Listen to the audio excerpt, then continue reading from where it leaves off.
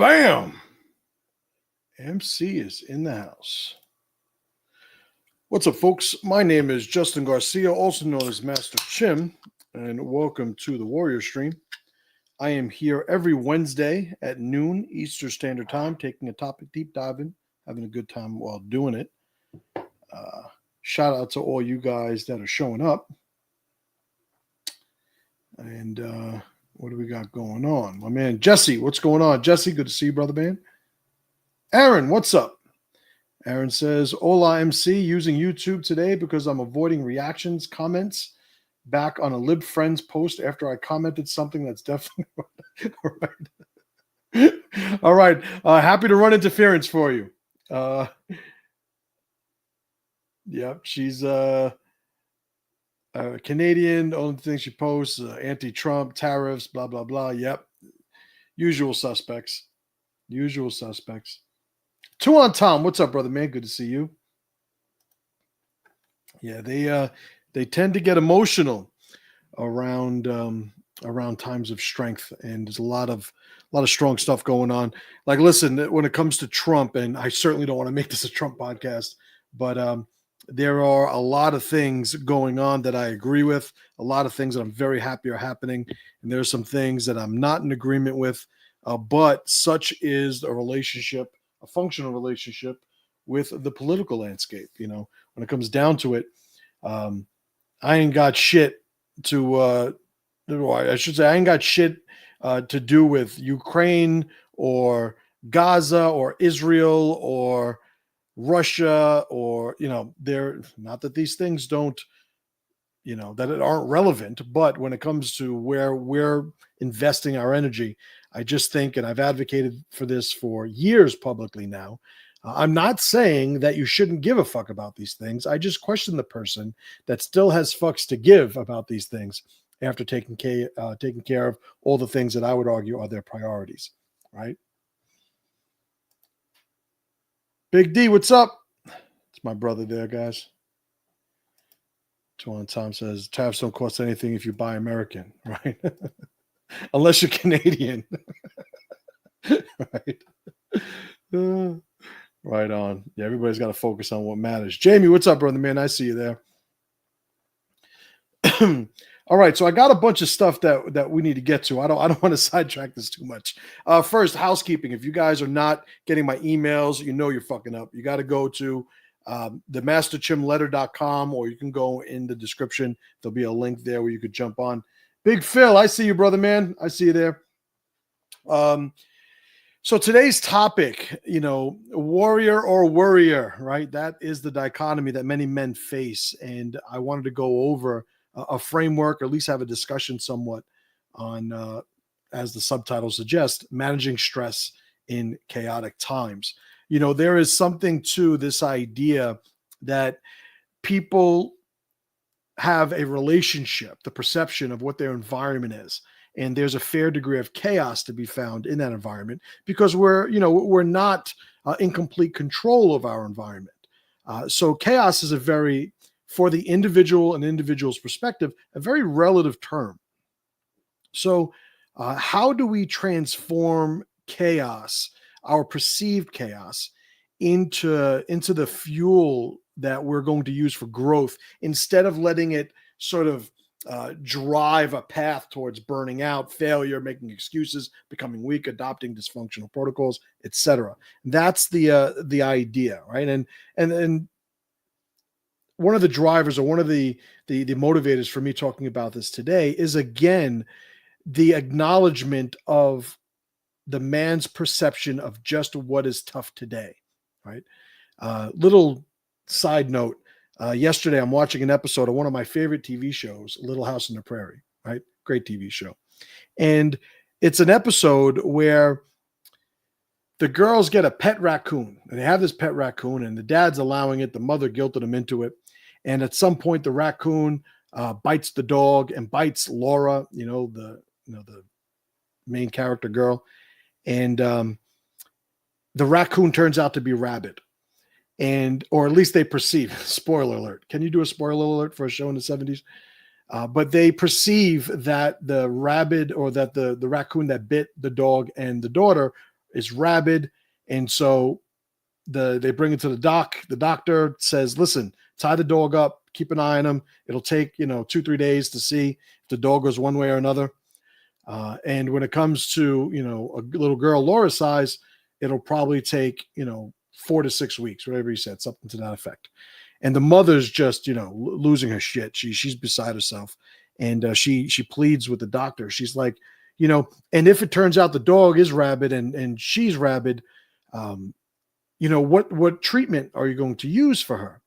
And it's such a great moment. It's why I love these shows. Because as much as they have that cheesy, corny, element to it, this is 70s, 60s TV, they're still pre-woke, right? So you don't have any of that bullshit, right? And when the mother asked the father this, when the mother asked the doctor this, what treatment if she winds up, having this, the doctor looks at the dad. He doesn't even say anything. He just gives the dad a look like you going to tell her? And the dad, looks at her, the Michael Landon character, he puts his arms, around her and he goes, there is no treatment.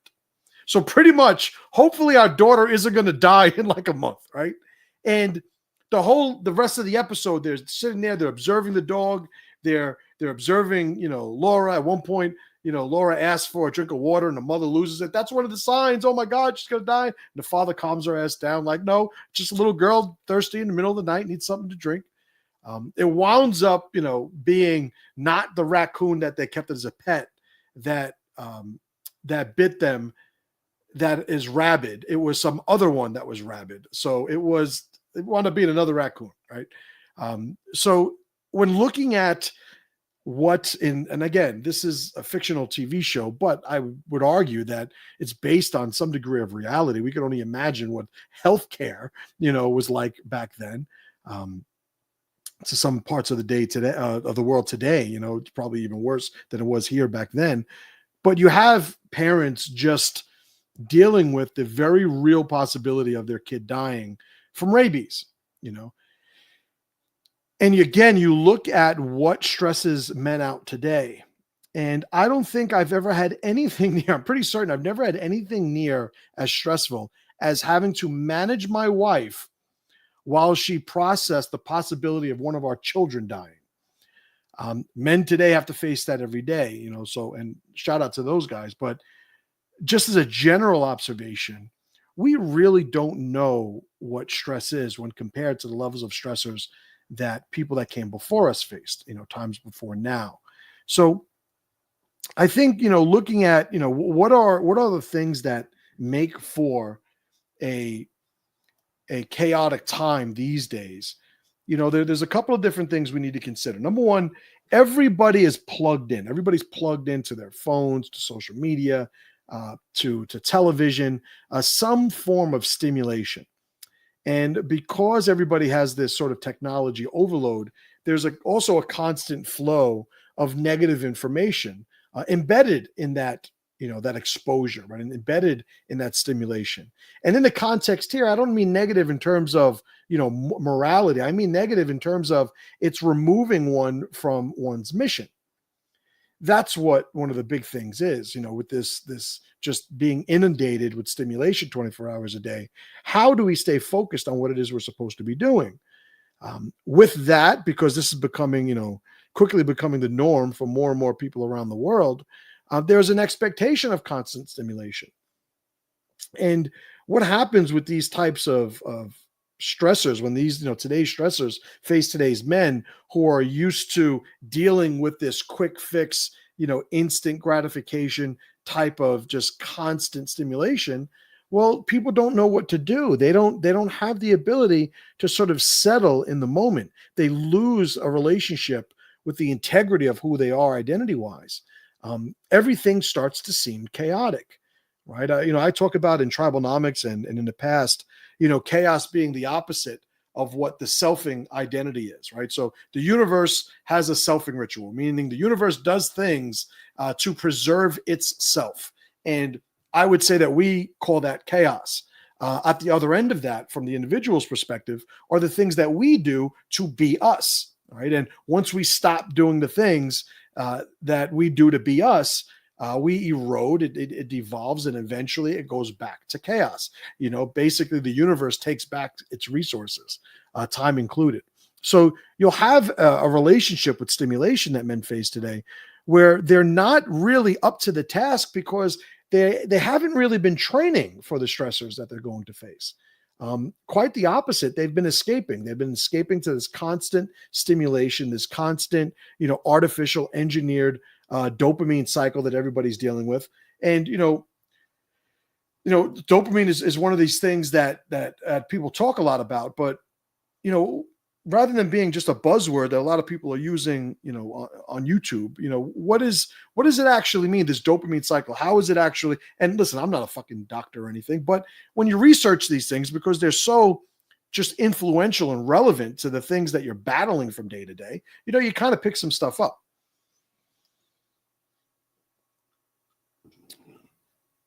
Dopamine's a brain chemical, a neurotransmitter. We don't have to get into all that. It's a chemical in your brain. And it's linked to things like motivation, pleasure, reward. It makes us feel satisfied, excited whenever we achieve something. There's a fulfilling, aspect to having a dopamine hit. What winds up happening is because we're so overstimulated, we expect a lot more stimulation in order to get that hit. The cost just goes up. We don't have the patience to sit and watch a sunrise today, like so many generations of our ancestors once did. It's like I'm gonna go outside and watch the sunrise while I'm listening to a track of sunrise, nature music, or I'm gonna listen to sounds of the forest while going on a hike, on my my iPhone. There is just the expectation of stimulation, and our dopamine system has sort of become adjacent to it. It's been trained by that overstimulation. So, what are some of the things when we're just inundated with these things that stimulate dopamine? We expect the overstimulation. We expect the instant gratification. The real tasks that we have to do seem harder. They seem boring. They're harder to focus on. They're impossible to sustain. Your effort's impossible to sustain without this quick, just periodic, boost of dopamine. How do you stay motivated? How do you remain focused on the task when stress increases, when you don't have this stimulation that reminds you that you're you, that reminds you it's worth it, that reminds you that, you are capable, this reward system was designed to incentivize those things that were congruent with our thriving in our ecosystems, in our environments, right? Men specifically, we thrive on purpose-driven challenge. When we don't have a purpose in the form of a challenge to overcome, we wind up becoming anxious, depressed, frustrated, because we don't know what to do. And in that not knowing what to do is we don't know how to be us. When everything is easy, automated, instantly gratifying, where do we build the grit? Where do we build the strength? Where do we build the patience to engage our environment the way that humans have evolved to engage the environment? It's not a mystery why these things tend to break down over time. There are things you could do, of course, there are things you could do to deal with this, to manage this. But, when I'm looking at an individual in today, let me use an analogy. When I was a personal trainer, one of the things that a lot of my clients used to ask me for were diets, eating plans. I want you to put me on a diet. And I would always tell them the same thing in the beginning. Like, listen, who the fuck are we kidding here? There's so much shit you eat during the day that you're not supposed to fucking eat. How about everything you're not supposed to fucking eat, you stop eating that? Allow your body to adjust.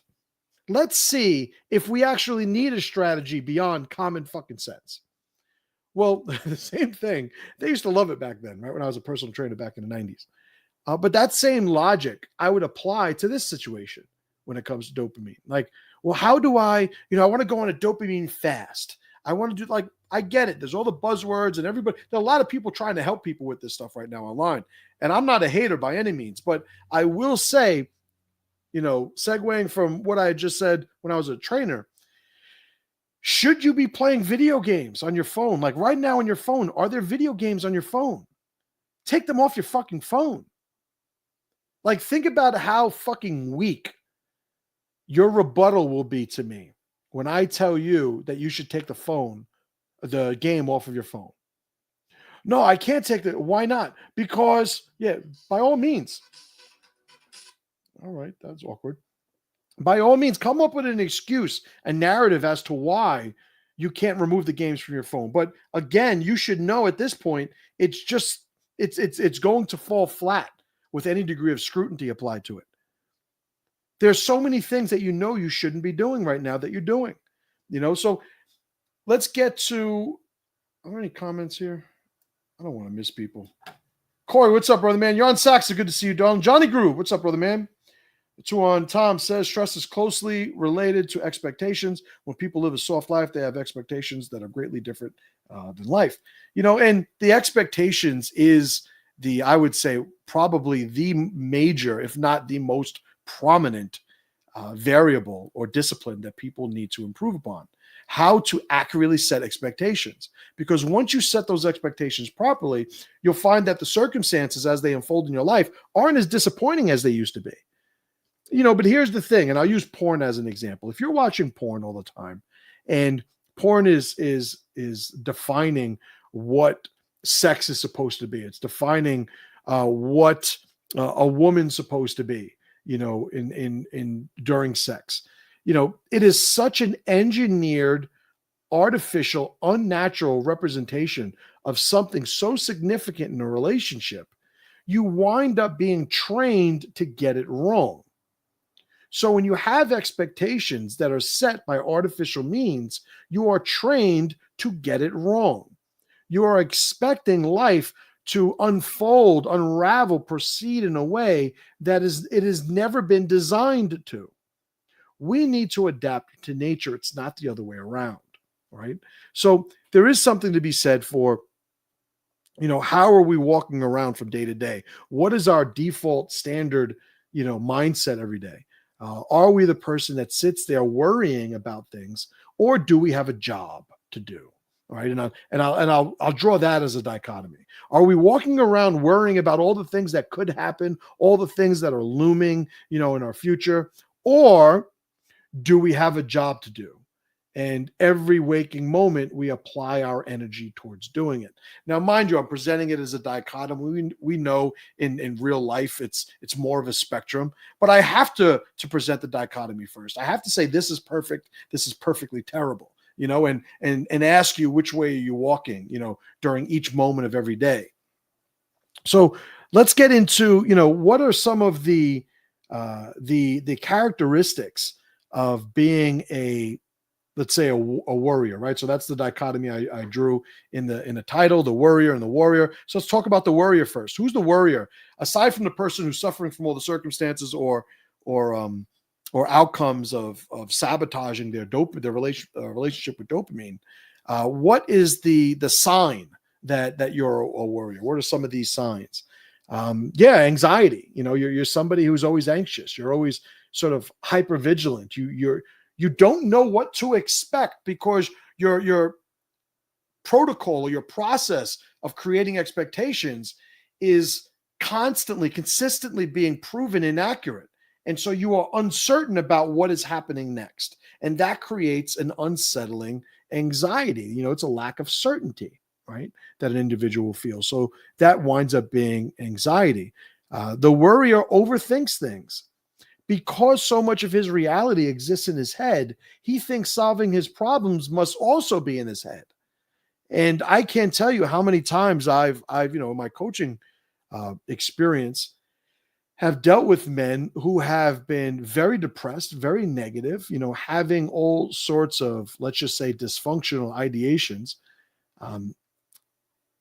And although, let me give myself the disclaimer so I don't get in trouble. Although I am not a doctor, et cetera, et cetera, et cetera, the first thing that I tell them to do, regardless of what else they decide to do, the first thing I tell them to do is get off their fucking phone, leave their phone at home. Like, you guys could try this. Leave your phone at home and go out for a walk. Go and do something. Go shopping. If you go shopping, you're in your car, don't bring no music. Like, open the windows, like, bring somebody with you, have a conversation. Go and actually connect with your environment. I can't tell you how many times I've been on hikes, and I've shared this before. I go on hikes sometimes, and I put myself in a situation where I'm on an 8-mile hike, and it's an out and back, right? So 4 miles into the woods, 4 miles back, 10 miles, 5 miles in, 5 miles back. And there's always that point in the out and backs when I do them where my feet are killing me, my lower back's starting to tighten up, and I'm at the halfway point. There's no service on my cell phone, and the only way I'm getting back is walking the 4 or 5 miles back to my car. And as pressurized and as uncomfortable a situation it is so invigorating to be in those moments, because nothing else exists but that, right? And that's what happens when we have a functional relationship with reality. So overthinking is certainly something. Procrastination. Why do we procrastinate? We procrastinate because we're constantly assessing these what-if scenarios where we're constantly looking for the instant gratification. Oftentimes the things we procrastinate about, they represent a level of stress or pressure, or let's just say effort, that is too expensive in the moment. We're used to these cheap feedback loops, right? These cheap dopamine hits. Some of these things, they just cost too much, right? So, and we don't have the relationship with struggle and adversity and patience and all the things I've mentioned before. Now we don't have it at a level that'll help us get these things done, and usually one of the things that are, like, I think it's called Parkinson's law, where the time it takes to perform a task usually swells to the amount of time you have to do it, right? So if there's something you got to do and you have 5 days, it'll take you 5 days. That same thing, give yourself 1 day, suddenly you could do it in 1 day, right? And why is it that happens? I would argue that we wait until we feel the pressure. And the pressure is what gets us to move, right? The pressure is what gets us to move. The social media, the TV shows, the Netflix, the YouTube, just rabbit holes where you're literally just going from one thing to another, to another, to another, to another. Maybe all of them you perceive as having value, but at some point you lose the criteria for value, in that these things, in order to be considered valuable, should have some sort of, they should be transformed into an input into some other process that creates some sort of outcome that is beneficial to you. So just learning something or being exposed to information more generally doesn't inherently have value. It's the application of that information that creates value. So even if you think, oh, all these videos that I'm watching, they're very educational and they're very informative, and like, go tell it to the next fucking guy. If you're not doing anything with it, it's a waste of fucking time. Just like watching, the basketball game, et cetera. So there is something to be said for, if you want to start battling this, you need to get yourself off the teat of the quick fixes of the internet, right? So let's look at the other side. Actually, before we get to that, Jamie, what'd you write here? I've read that when the French first showed up in North America, the natives they met thought they were retarded. Without proper fundamental premises, it doesn't matter how high the IQ, animals will still be smarter. Right. And by smarter, I would draw an equivalent in that context and say more functional. Right. And that's the thing. If you are dysfunctional, what does it matter the value of your ability to problem solve and process information? You could be the smartest guy in the world. If you're in a fight for your life, if you don't know how to fight, you're as useless as the guy with the low IQ that doesn't know how to fight. All right. So when you have a job to do, connecting to what I was mentioning earlier, everything tends to develop a context. I'm going to do this thing. Why? Because it's valuable. Well, Why is it valuable? Because I'm going to use it to do this thing. At some point in the process, there needs to be some movement. If there isn't movement, you're just playing this mental masturbation game where it's stimulate, get the dopamine hit, stimulate, get the dopamine hit. You wind up getting stimulated all day long, but by the end of the day, you've done absolutely nothing. You have nothing to show for it. You got all the rewards, none of the victories, right?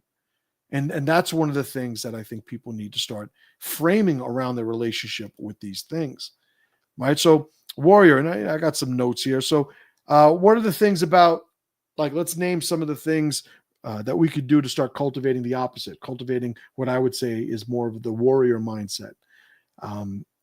You need big pictures and the goals that come along with it.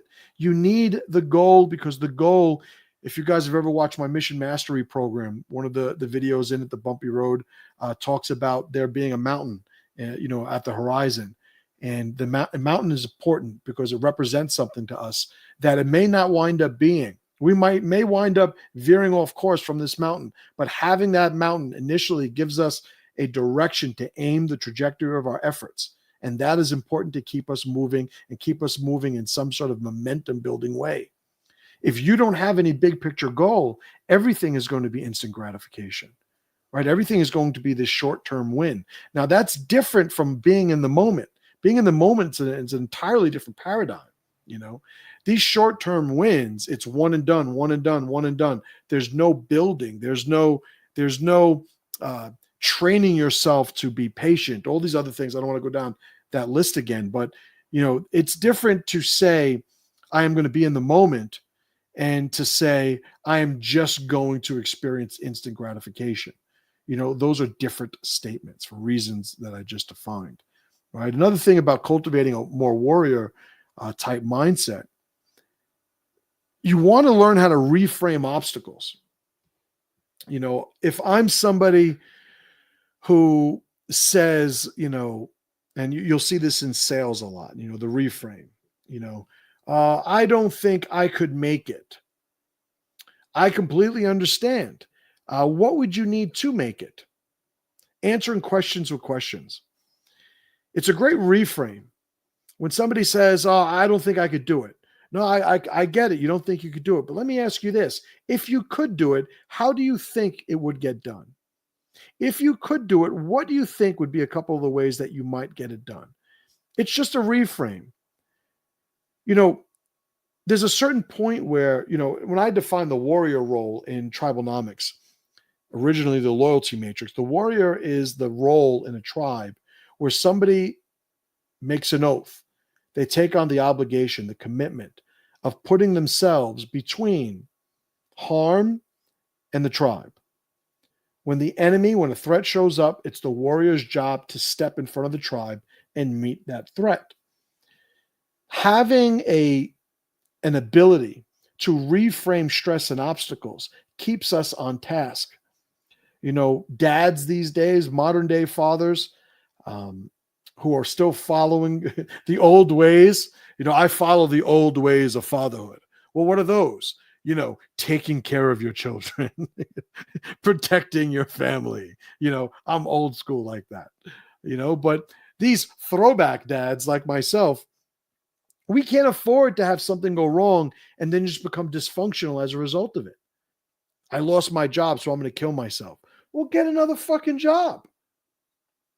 Oh, and it's easier said than done. Well, let's start with the easy shit first then. I get it. You tend to make it more complicated, but let's at least start with the easy stuff and understand what's what before we start taking on those narratives that just convince me that you're a fucking useless piece of shit and you can't get past your current circumstances.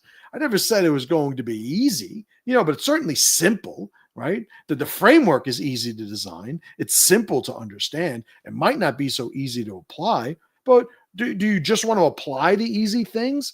Let's focus on the things that actually get us the results we want.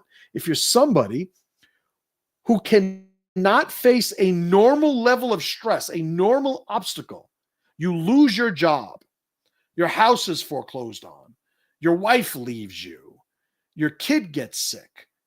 None of these things are good. None of these things do what I wish on people, but You are not the first motherfucker to deal with it, which means there are winning formulas out there. So if you're facing some sort of struggle that you never faced, don't sit there and act like you're the first one to face it. Somebody who's following the warrior mindset doesn't have that luxury. It's like, no, you got to find a way to make it work. Yeah, but this sucks. Okay. Next, let's talk about how wet the fucking rain is, how cold it is during the winter. I caught myself a couple times being dragged into these fucking useless conversations. Oh man, it's fucking been cold out, right? Yeah, it's crazy. I'm over this. I'm tired of the winter. It's like, I caught myself I'm not exempt from any of this shit, by the way. Don't ever think that I'm sitting here going, yeah, I figured all this shit out. Let me help the little people, climb the mountain and meet me at the top. That's not what I'm saying at all. This is shit that I struggle with like anybody else. I would say the added pressure that I have is I can't just do away with the realization and understanding of these things. I'm completely conscious of these mistakes as I'm making them, right? So many things that I have an understanding of how to manipulate came from getting it wrong so often that I developed a process to eventually get it right. And then beyond that, an understanding of that process that's so complete that I learned how to actually deliver it to other people. So there's always something to be said for, like just shut the fuck up and figure it out. Use ChatGPT if you want. You don't have any friends? Use ChatGPT, right? You can't fucking read? They have the voice thing now on ChatGPT you could use. You don't even have to fucking type.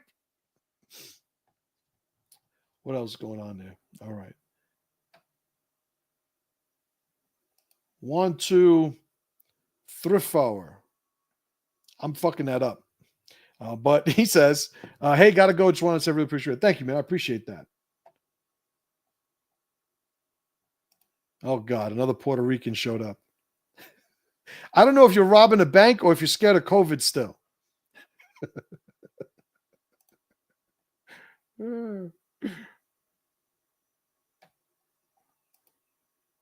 Jose says, after watching viewers, I always feel like fucking people up. Listen, you used to train at the jungle gym. I don't know if you can fuck anybody up. You need to bring your ass back to train before you watch my videos. You gotta love it. Jose Rivera writing, it's Jose.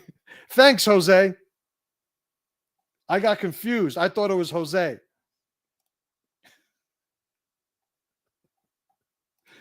Aaron writes, I think there should be a point in every kid's life when they should be scared of pissing their dad off.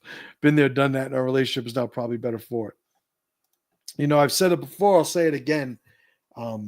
If my kids wind up liking me, man, that's gravy. I would really like that. I would really appreciate that. But I will never pursue that if it takes me not preparing them to the best of my ability to be as functional and as strong and powerful as adults as I can. I really want my kids to like me, but they will respect me and they will be prepared to the best of my ability. If they like me, that's gravy, right? But I'm not worried about that. That's it's a very womanly type of desire. When I see it in men, it's kind of disgusting, to be honest. Me and my kids, I'm like my kids. I'm like one of my kids' buddies. It's like, you're a fucking moron. Moms that are stressed out about their kids not loving them, like this. I don't coach women. Right? I respect women, right? Listen, like I got some great women on this. I'm married 20 years. Like there are women in my life, but that's not the lock that I'm designed to solve, to pick. It's not my job to pick that lock, right? All right, what else is going on? All right, let's talk about, I wrote some notes. How do I now, if I'm somebody who has this dysfunctional relationship with managing stress, I'm getting overwhelmed because I've completely sabotaged the dysfunctional dopamine trap of the internet, social media, video games, etc. What are some of the things that I could do? Number one, I'm a big believer in routine. If you guys have watched Master the 24-Hour Cycle, links in the description for free. You know that I'm an advocate for looking at every single day as a pre-framed sequence of sessions. I believe in scheduling your entire day, even if you're putting on a schedule break time, like literally 2 hours, do nothing, sit on the couch. Like, you have to start somewhere. When you start building a relationship with your time, it allows you the structure to stay more responsible, and on mission. I think that it is a process of transition to having a chaotic life that is just searching for dopamine hits, to a regimented structure where somebody understands that every single day I have to get something done. Master 24-hour cycle goes into detail on that. But beyond that, what winds up happening is you develop a requirement for being functional in the moment, whether or not you have the benefit of that framework.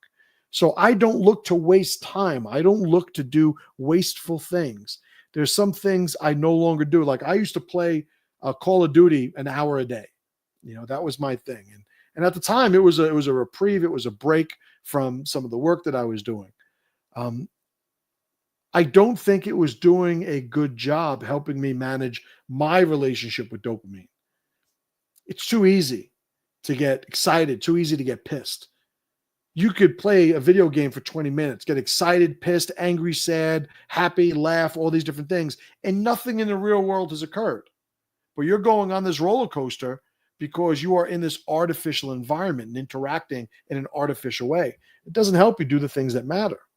All right. So I had to do away with it. I'm not saying you shouldn't play video games. Like, if you want to play video games, play video games. Not everybody's trying to be better. But I am a believer in rituals. I am a believer in setting up that framework so that things tend to move in a way that we could build expectation and build momentum in our lives. All right. Another thing, and it's a concept, this isn't my concept that I heard, but there's an idea or a strategy called micro commitments, right? Micro commitments are the small wins that sort of reset your expectation of reward. The expectation that you have of that dopamine hit subconsciously, physiologically. Micro commitments allow you to say, I'm going to do this small thing today. This small thing is beneficial. It's something that needs to get done. And when you do it, it's a win and it counts. And it allows you to not sort of, bite off more than you could chew at the beginning. Some people are so dysfunctional, so artificial in the structure of their day that it's going to take a while, 6 months, a year, 2 years, whatever it takes, it takes. Remember, strength is climbing the ladder. It takes as long as it's going to take. There's an irony in having the patience to reset, your ability to withstand delayed gratification, right? It is something that's going to take some time, but get the little wins first. Get the little wins and build off of that. Another thing, I'm the tribe guy. If you don't have a tribe to hold you accountable, to push you in directions that you need to be pushed, you're missing out on one of the most fundamental natural sources of power for an individual. When you're with the tribe, there's an accountability. There's the brotherhood of men coming together, and what are some of the benefits of that? It's the shared perspective, it's the encouragement, it's the accountability, all these things that exist at levels outside of what an individual can muster on his own. Tribe matters. It always has and it always will. There's a concept called a dopamine fast. I'm not a huge fan of the dopamine fast because it's almost like the extreme diet. Some people use it and it works. Some people use it for a while, and as soon as they stop, they go back to where they were. And there's an argument, well, at least they got that timeline of not doing it. I guess, whatever. I'm more towards the long term, moving towards something. The 75 hard program, right? Some people swear by that. And I think if you do that 75 hard program, you will absolutely see results. But what happens when you've trained your brain to this countdown? Subconsciously what happens? Where does the motivation go? I can tell you right now, when it comes to my own weight, right? So I'm like 250 right now. I should be about 215, 220. It's probably an ideal weight for me. When was it easiest for me to maintain my weight?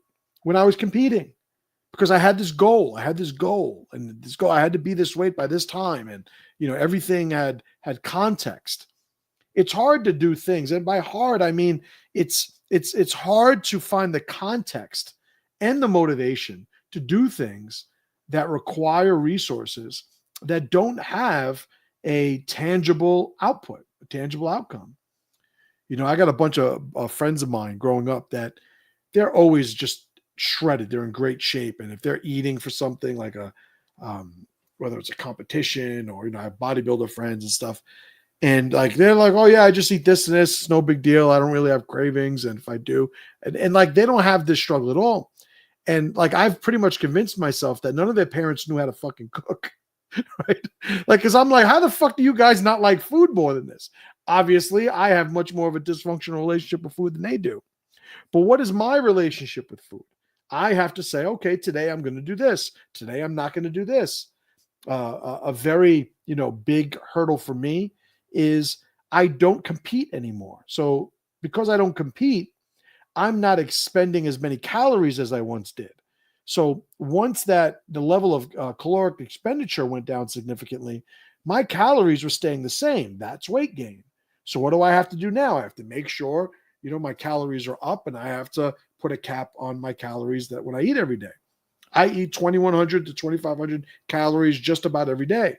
Some days, though, I have alarms on my desk to remind me when I have to get the fuck up and do something, because I am the type of guy that'll become so obsessed. I'll be here 12 hours looking at a computer screen, typing, writing, designing things, recording things, being productive, but at the expense of balance, right? Another thing, building a relationship with your body. Are you exercising? Are you moving? I'm a big believer in the morning of doing some sort of movement routine. It doesn't have to be some crazy workout. It could be, but it could be something as simple as a 2-minute mobility routine. Get your heart rate up a little bit. Remind your body where its range of motion is. Focus on your breathing a little bit. If you're lifting weights, not only are you building a physical relationship with the world, but you're also increasing your metabolism. Your energy will benefit. I don't have to sit here and be the guy to tell you all the benefits of exercising and lifting weights. They should be obvious at this point, right? Everybody should know that they should be lifting weights at this point. What should you do? I like the HIIT routine. I like bodybuilding. I do powerlifting. I do CrossFit. I don't give a fuck. Do the thing you're going to do. I'll be honest. If you talk about resistance training, the only things I would say that everybody should do at a minimum, standing military press, pull-ups, barbell rows, squat, and maybe farmer walks, weighted walks. To me, like, I don't think you need, the human body doesn't need to do anything else. You do that small group of exercises, you're good. But a lot of people get fucking really bored just doing shit like that. So they got to do other stuff. They got to go and they got to hear the music. They got to see the chick dancing on the fucking bike. Like, everybody's dancing on a bike. That's what we do now. We dance on bikes. Like, do whatever the fuck gets you going. It doesn't matter, but just keep on task, keep on mission. Oh, those workouts are terrible. I remember CrossFit. I was never a fan of CrossFit, but one of the things about CrossFit is, a lot of people are getting hurt. They're running through, they're adding this time element to movements that require, its own pace, its own time element, and just, circumventing what the exercise needs for the sake of this complex and time at the like, there's all that. I'm probably speaking gibberish to a lot of you, but there are a lot of ways to really criticize CrossFit in the beginning. They made a lot of changes, but regardless of any criticism, it got so many people lifting weights that you really have to ask yourself what the overall value of any of those criticisms actually are. right? So we have to stay anchored to the outcome, to the mission. It's so easy these days to design this narrative of being a victim, to tell the story where what you have wasn't your fault, and there's some other element or identity that's responsible for taking you from it, or taking it from you, keeping you from it. It's so easy. And where these things wind up becoming enhanced, emboldened, is when these people that have these narratives share them with people who have their own weak narratives. Because now it's like this little weak fucking circle jerk where I'm a victim, right? Because you're a victim too, right? Yeah, I'm a victim too, and you're a victim too, right? We're both victims. Can you believe they're doing this to us? It's so easy to have that conversation nowadays. There was a point in time where you spoke like a bitch to a man, he looked at you and was like, what the fuck is wrong with you? Like, shut the fuck up. Just do what you got to do. Anytime I say something that in hindsight, maybe in the moment I catch as being weak, like I take a moment to go, what the fuck was that about? I want to hold myself accountable. Again, I'm not fucking perfect. I've worked a lot on myself to be able to be as productive as I am, as functional as I am. But the shit ain't done. There's still work to do. And I don't ever anticipate that I'll ever be done. But I want to keep getting stronger. I want to keep staying on mission. I don't want to be the guy that spends every one of his days worrying about shit. While you are worrying, you are getting nothing done. You are wasting energy. You're wasting time. There's an opportunity cost of all that waste that might cost resources. Like, go and get shit done. I've been coaching entrepreneurs for a long time. I know a lot of people who I would say are not very smart. They were clients, so I won't outright badmouth them, but they're not winning any IQ tests. Right?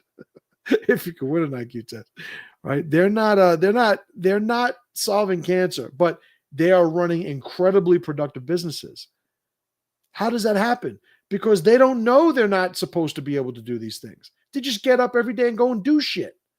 And then shit happens as a result. They know how to maintain relationships. They know how to be good to their allies. They know how to be trustworthy. They know how to be a good idea for those people around them. And they wind up convincing a lot of smart people to invest in them. There's a lot of people that they bask in their mediocrity because of how intelligent they are. Yeah, but look how smart I am. They don't say it in those terms. They create some window dressing on the story so it doesn't sound so arrogant. But it's bullshit. What does it matter? I talk about business. I have a business. I talk about marriage. I have a marriage. I talk about fatherhood. I have kids. I talk about fighting. I train fighters. I was a professional fighter. Like, there's some shit that I've done in the real world. Being smart has nothing to do with it. These are things that I did. These aren't tests, IQ tests that I scored highly on. I went to Bronx High School of Science, right? You did have to take a test to get into there.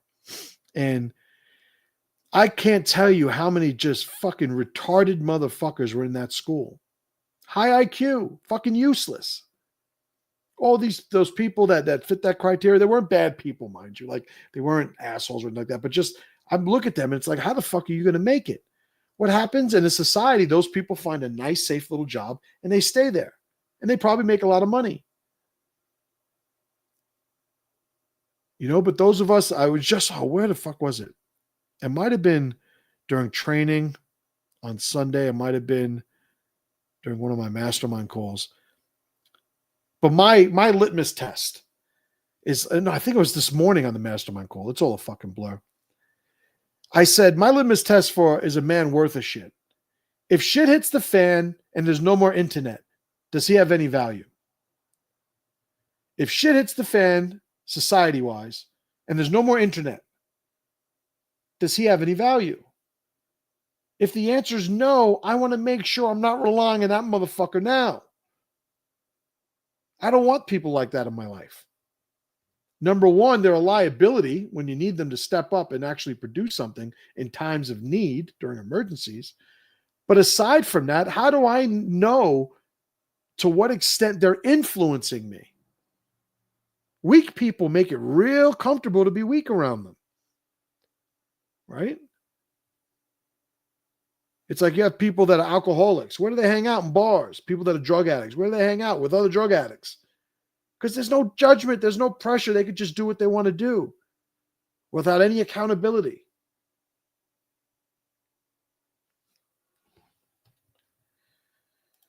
Aaron writes, that's where hiking comes in. I feel like a fat ass sitting around just eating and feeding the baby all day, but obviously we need this time off. LOL. Little walks for the win for now. Though, absolutely. You're absolutely right.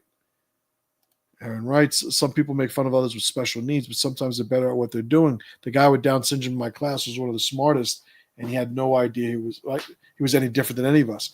Absolutely right. Absolutely right. You know, it doesn't take me to sort of make the observation, to share the analysis that oftentimes people belittle and make fun of other people because of their own insecurities. It's that underlying bucket of crabs mentality. You know, I don't need to be valuable. I just need everybody to think I'm valuable. That's what happens when people are used to living in a superficial, artificial environment, right? All right, guys, let's call it there. If you guys haven't checked the links in the description, please do so. If you're not getting my emails, sign up. You get a free course just for doing it. Aside from that, great fucking talk. Make sure you like, subscribe, comment, all that other stuff. Share this with whoever you think wants to watch it or would get value from it. Aside from that, I will be here next week. So, as always, brothers and sisters, pressure to power.